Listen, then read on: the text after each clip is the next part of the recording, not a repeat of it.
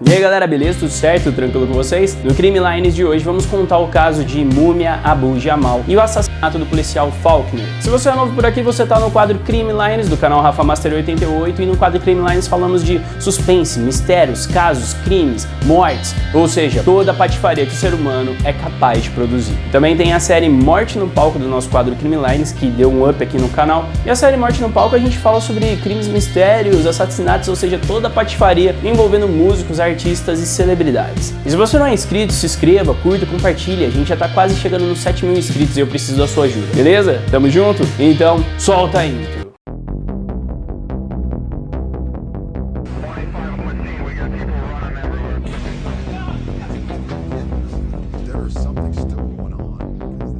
Christina got shot. Christina got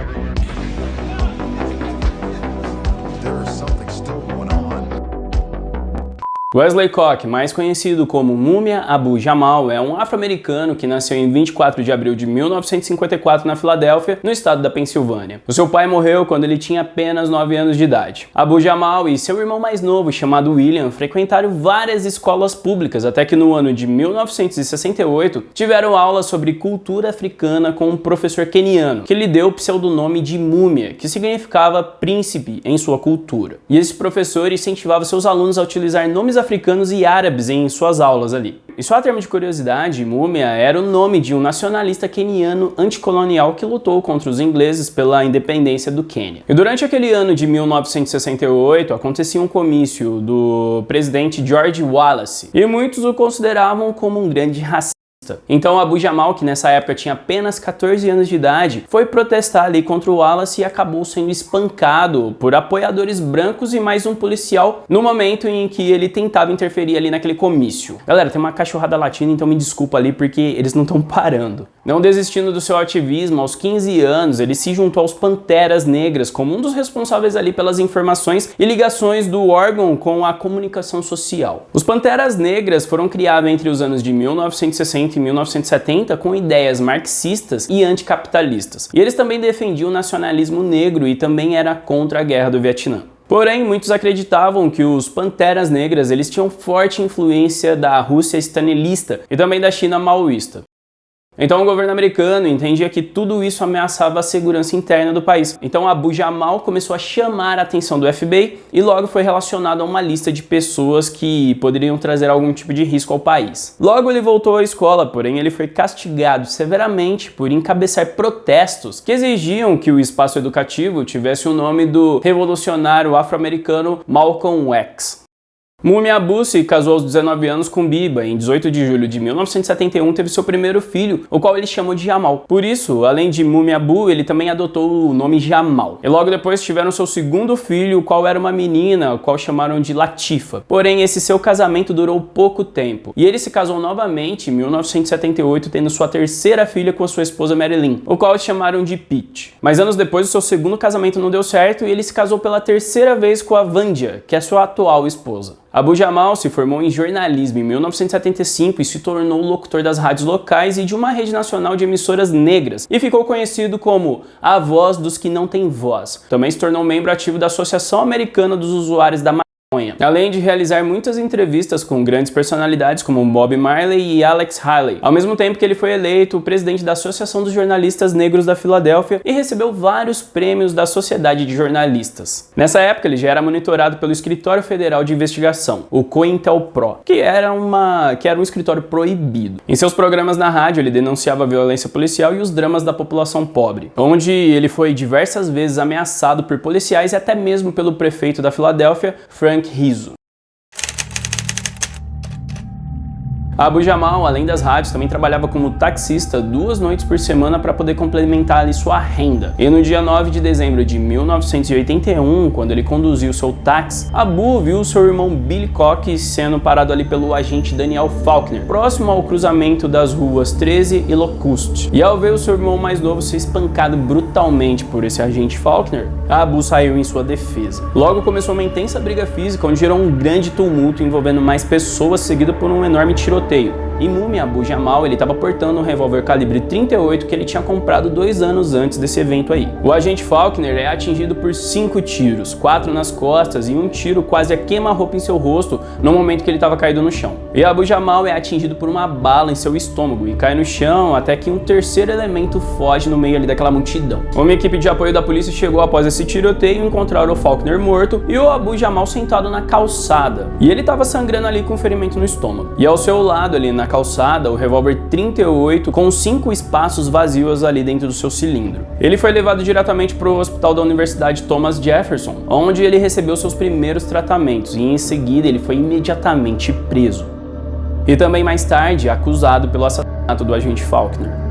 Segundo várias testemunhas, Abu Jamal teria agido em legítima defesa ali do seu irmão mais novo, que estava sendo brutalmente espancado pelo agente Faulkner. Porém, a versão oficial da polícia, que norteou e gerou essa acusação ali, falou que Abu Jamal baleou o policial de forma desumana e que correu ali no momento do tiroteio. Contudo, anos mais tarde, houve uma série de declarações e fatos que apontaram para outras evidências que aquilo ali não estava muito certo. Um dos principais fatos é que a arma de Abu Jamal ela nunca foi examinada. E também não foi feito testes de balísticas para poder verificar se o disparo foi deferido dessa própria arma. E também não foi feito exames para poder encontrar rastros de pólvora ali na mão do Múmia. Outra coisa que muitos falam que não corroboram com esses fatos aí é que as balas da arma do Abu, elas não coincidem com as balas que mataram Faulkner. O juiz responsável por aquele caso era Albert Sabo, advogado e juiz do Tribunal de Apelações do Condado da Filadélfia. Formado em Economia pela Watson School e formado em Direito pela Universidade de Direito da Pensilvânia,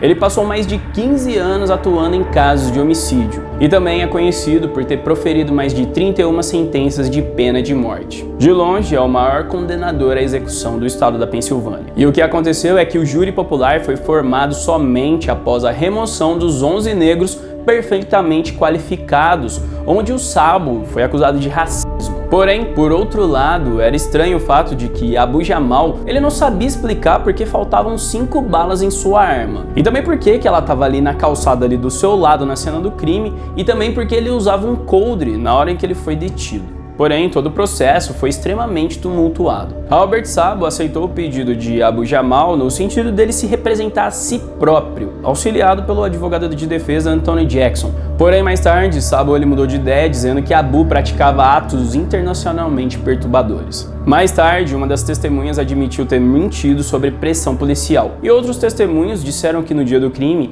havia um terceiro homem que fugiu, porém essas declarações foram minimizadas. Uma das coisas que também causaram um grande alvoroço é que Albert Sabo era membro da Ordem Fraternal da Polícia, conhecida por favorecer procuradores. Além do que, um estenógrafo no tribunal, que é um profissional ali capaz de acompanhar de forma escrita a rapidez na fala e na leitura labial, ouviu Sabo dizer as seguintes falas aos seus colegas ali: "Vou ajudá-los a fritar o preto".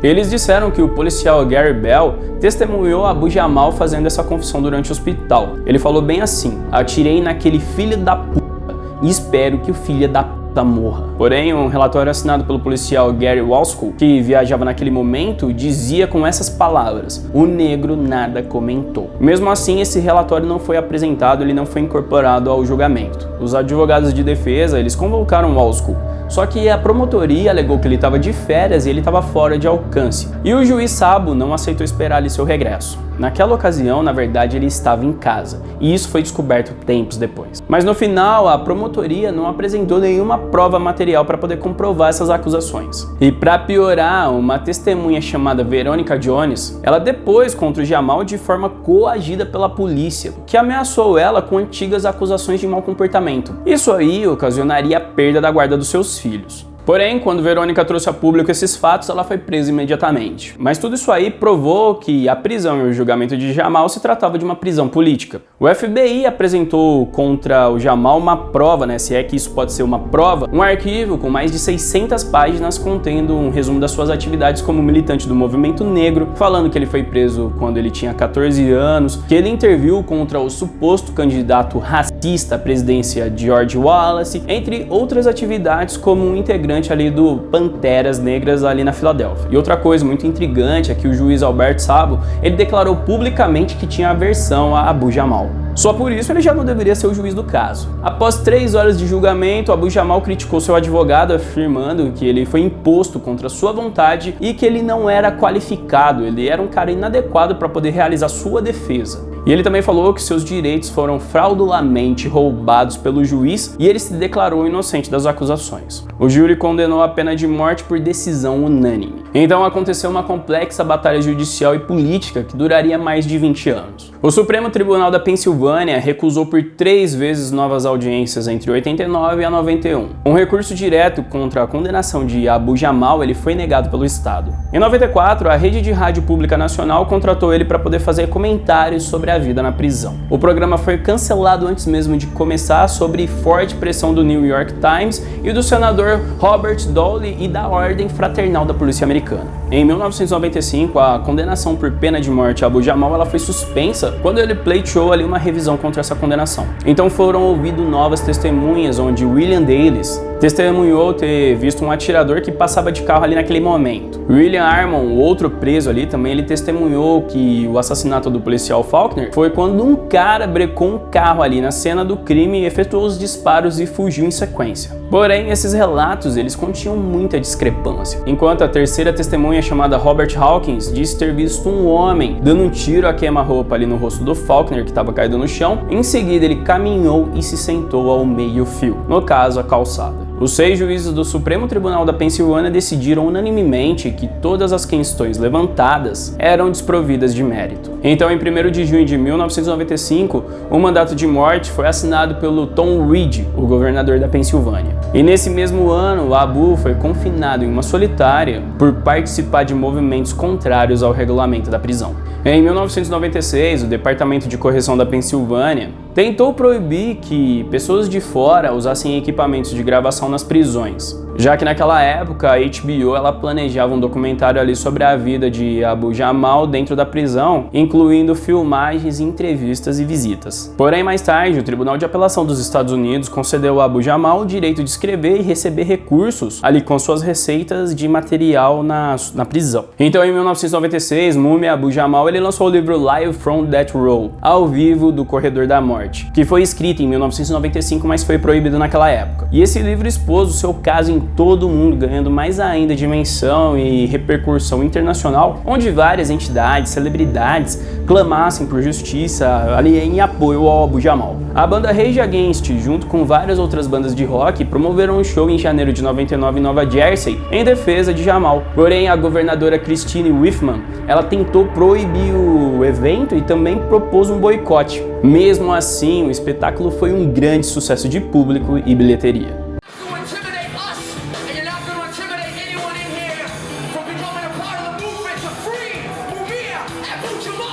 Passado mais de 18 anos do assassinato ali do policial, um homem chamado Arnold Beverly, ele declarou que ele foi o autor do crime e que naquele dia, aproveitando toda aquela confusão, ele correu pela rua, atirou em Daniel Faulkner como parte de um contrato de execução, porque o Faulkner ele estava interferindo no suborno e pagamento de propina para poder corromper os policiais ali daquela região, para eles poderem conseguir fazer suas atividades ilícitas. Em um novo depoimento, 20 anos depois, sobre juramento, um depoimento todo detalhado, Abu Jamal ele não mudou nenhum dos fatos. Ele disse que estava sentado em seu táxi do outro lado da rua quando viu seu irmão em meio a gritos e tiros perto de um carro ali da polícia. Então ele saiu correndo até o seu irmão quando ele foi baleado por um policial. Ele não sabe qual policial que baleou ele, mas ele não mudou nada em seu depoimento. O Supremo Tribunal dos Estados Unidos negou uma nova petição em 4 de outubro de 1999, capacitando o governador Reed a assinar um segundo mandato de pena de morte em 13 de outubro de 1999. A execução novamente foi suspensa depois que Abu Jamal entrou com uma revisão através de um habeas corpus a nível federal. Em 6 de dezembro de 2005, a Corte de Apelação Federal ela reconheceu 4 fatores que permitiram recurso contra a decisão de pena de morte do Tribunal da Pensilvânia. Primeiro, que o veredicto do júri havia sido invalidado devido a toda a confusão induzida pelo juiz Sabo. Segundo, foi que houve viés racial na seleção do júri. O terceiro foi que a promotoria de acusação tentou reduzir o senso de culpa ali dos jurados, induzindo que, se a falta de decisão firme deles,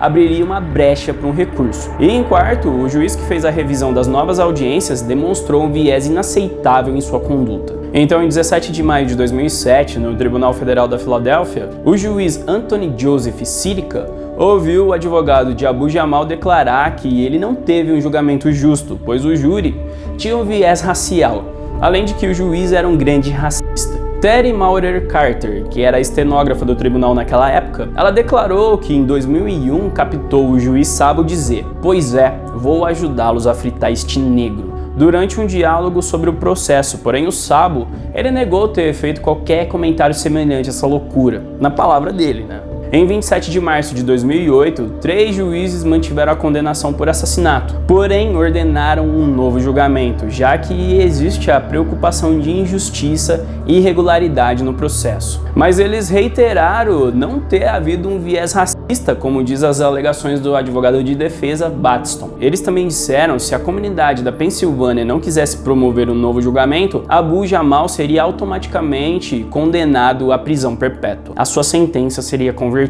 No dia 6 de abril de 2009, a Suprema Corte dos Estados Unidos decidiu que a condenação por pena de morte, que foi impetrada 28 anos atrás, ela deveria ser mantida através de um recurso feito pela Promotoria Pública de Acusação, com o objetivo de reafirmar essa pena de morte. Ou seja, não ia ter prisão perpétua, ia ser pena de morte mesmo. Só que em 2011, depois de 3 décadas no corredor da morte, o procurador do Ministério Público anunciou a retirada da pena da morte, substituída por prisão perpétua, sem direito a perdão. E essa sentença foi confirmada pelo Supremo Tribunal da Filadélfia 2 anos depois. Em janeiro de 2012, Mumia Abu Jamal saiu do corredor da morte. Somente em 2018, o juiz Leon Tucker ele reconheceu a existência de racismo e a falta de imparcialidade na condenação de Abu Jamal, dizendo: "A continuação da prisão de Abu Jamal apenas confirma a injustiça racial de longa data que prejudicou este caso", argumentando pela liberdade de Mumia Abu Jamal.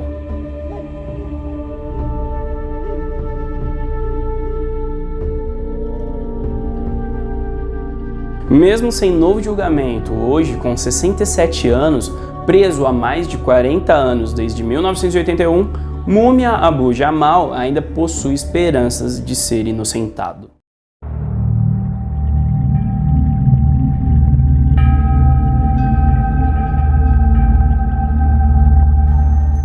Então é isso, galera, chegamos mais no final de um caso do Crime Lines. A gente tem outro vídeo da Cynthia Brown que também fala sobre esse lance de preconceito, de prisão injusta. É um caso muito interessante, eu vou deixar aqui no cards para você assistir. Na verdade, eu vou deixar aqui no final do vídeo para vocês assistirem, e foi um vídeo bem bacana de ser produzido. Galera, se vocês não forem inscritos, se inscrevam, curtam, compartilhem e dê aquela moralzinha pra mim, beleza? Tamo junto? Então até a próxima!